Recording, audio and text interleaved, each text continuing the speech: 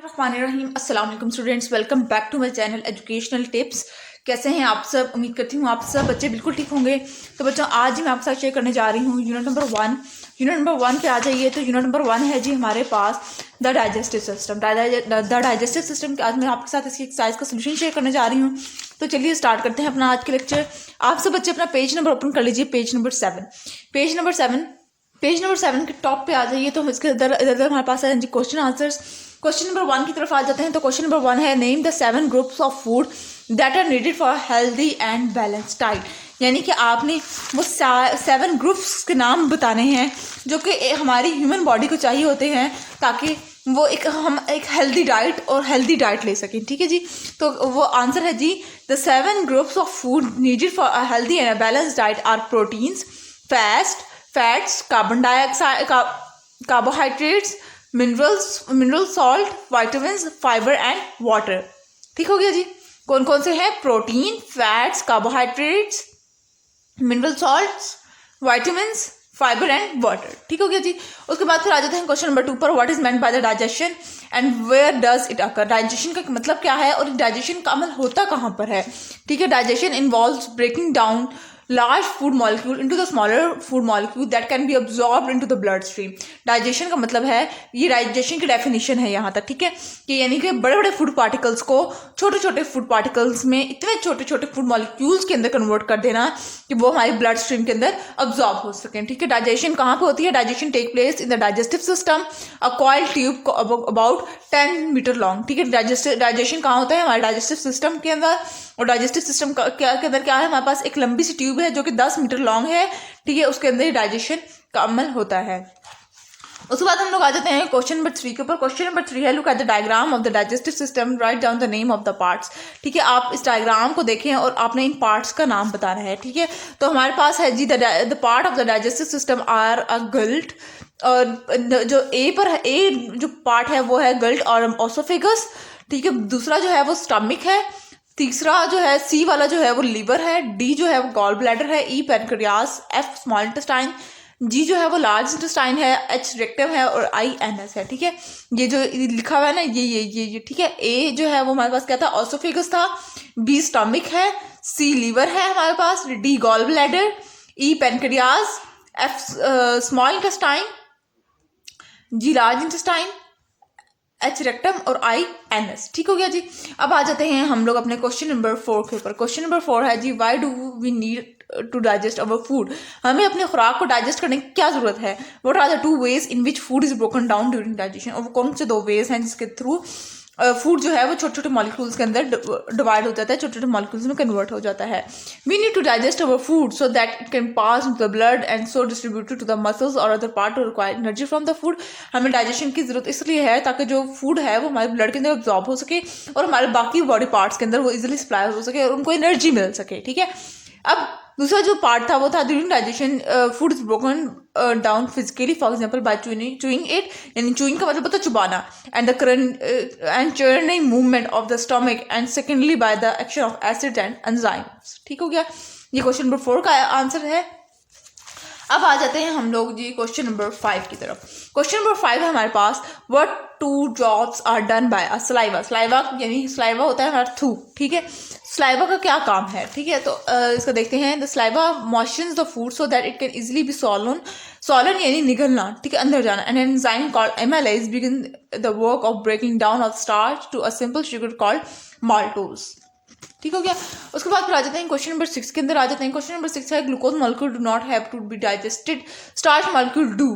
ठीक है। यानी ग्लूकोज मॉलिक्यूल डाइजेस्ट नहीं हो सकते लेकिन स्टार्च मॉलिक्यूल डाइजेस्ट हो सकते हैं। Explain the difference. इनके दरमियान डिफरेंस क्या है आप एक्सप्लेन करें। तो glucose molecule do not have to be digested because they are small insoluble and can pass the wall of the small intestine into the blood. Starch molecules are large and insoluble and have to be broken down before they can be absorbed into the bloodstream। ठीक है। वो कह रहे हैं glucose molecule already इतने small होते हैं, इतना छोटा उनका साइज होता है कि इजीली ब्लड के अंदर मिक्स होकर स्मॉल इंटेस्टाइन के अंदर चले जाते हैं। जबकि स्टार्च मॉलिक्यूल जो होते हैं वो थोड़े से लार्ज इन साइज होते हैं और इनसॉल्युबल होते हैं। तो इससे पहले ये लोग टूटते हैं sort of small molecules में convert होते हैं and then they are into the blood or into the small intestine. ठीक हो गया जी. उसके बाद फिर आ जाते हैं क्वेश्चन नंबर 7 के अंदर. आ जाते हैं name the 3 nutrients which are broken down during digestion and say what they are broken down into. ठीक है, आपने बताना है during digestion starch is broken down to glucose and other simple sugar, protein broken down into amino acid and fats are broken down to fatty acid and glycerol. 3 कौन कौन से हो गए? एक स्टार्च आ गया था, एक प्रोटीन आ गया था और एक और एक फैट्स. ठीक है, ये 3 फैट्स, प्रोटीन और स्टार्च. ठीक हो गया. उसके बाद फिर हम लोग आ जाते हैं क्वेश्चन नंबर 8 के ऊपर. क्वेश्चन नंबर 8 है give 3 reasons why the villi in the small intestine are perfect for absorbing food. ठीक है, आपने 3 रीजंस बतानी है.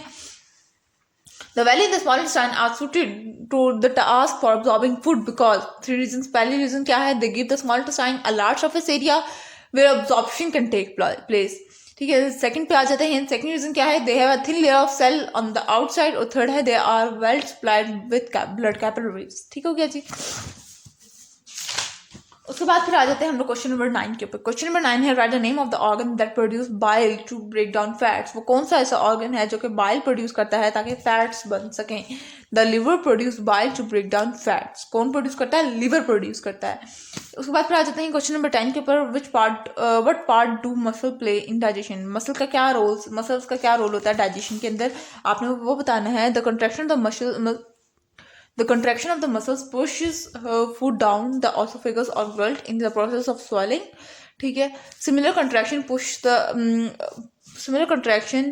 push the food along the intestines and eventually they push any undigested food from the anus. In the stomach, contraction of muscle in the stomach wall churn the food. Churn का मतलब होता है churn यानी grind करना the food round and help to mix it with hydrochloric acid and enzymes. Ring the muscle called sphincters also relax the swallow into and out of the stomach and allow waste food to leave the body via the anus. ठीक है, यानी waste food किसके through हमारा release हो रहा है? anus के through. उसके बाद भी आ जाते हैं हम लोग क्वेश्चन नंबर 11 के ऊपर. our bodies can't digest fibre यानी सेलुलोज. हमारी बॉडी फाइबर को डाइजेस्ट नहीं कर सकती. Why is it still important in our diet. लेकिन फिर भी फाइबर हमारी डाइट के अंदर इंपॉर्टेंट रोल प्ले करता है. क्यों हमें फाइबर चाहिए?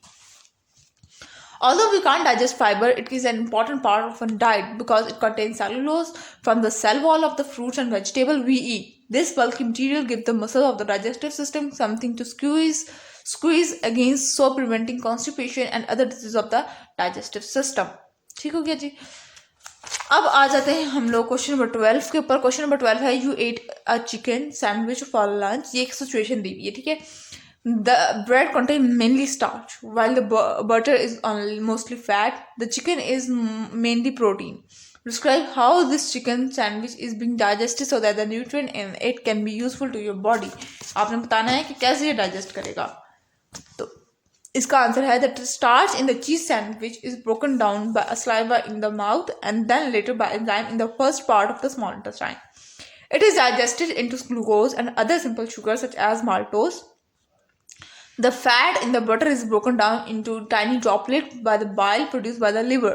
The fat is broken down into fatty acid and cholesterol by enzyme produced by the first part of the small intestine. The digestion of the protein in the chicken meat begins in the stomach and is then completed by the enzyme in the first part of the small intestine. Amino acids are the result of these chemical reaction. यानी कि सारे chemical reaction के बाद last में क्या बना? हमारे पास amino acid बन गया था. ठीक हो गया. अब आ जाते हैं, ये आप लोगों को होप से समझ आ गया होगा.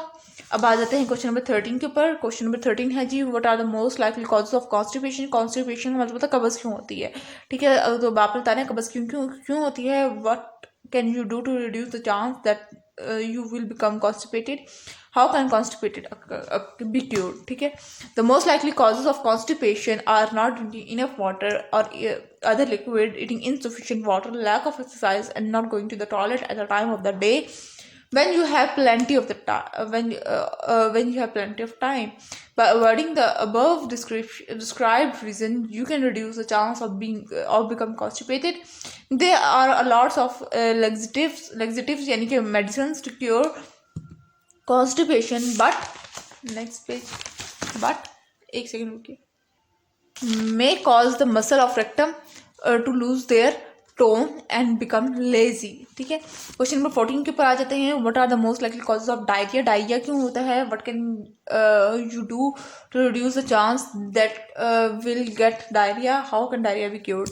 ठीक है, the most likely causes of diarrhoea are eating infected food and poor hygiene when handling food, both led to germs which can irritate the gut.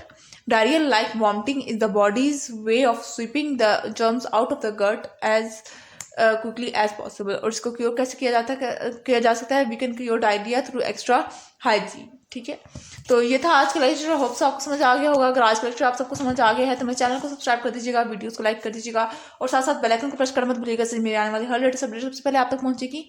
मिलती हैं किसी और वीडियो में। दुआ में याद रखिएगा, अपना ख्याल रखिएगा। अल्लाह हाफिज़।